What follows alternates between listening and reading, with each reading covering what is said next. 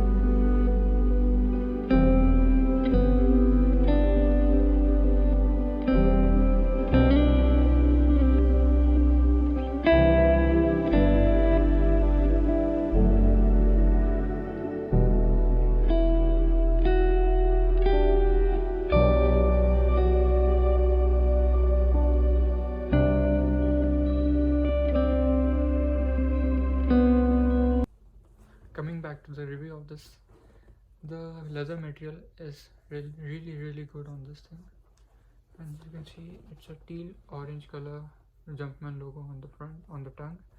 The tongue, as usual, it is padded. On the back we have the Air Jordan logo.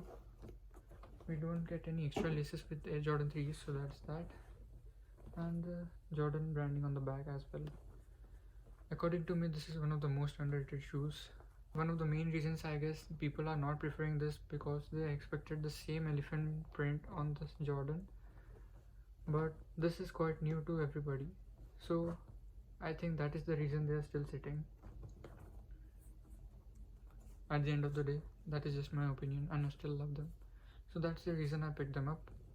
And also, one of the point, recently on Reddit I posted a question that which is one of the most comfortable Jordans, and I was surprised that most of the answers were that the Air Jordan 3 is the most comfortable Jordan.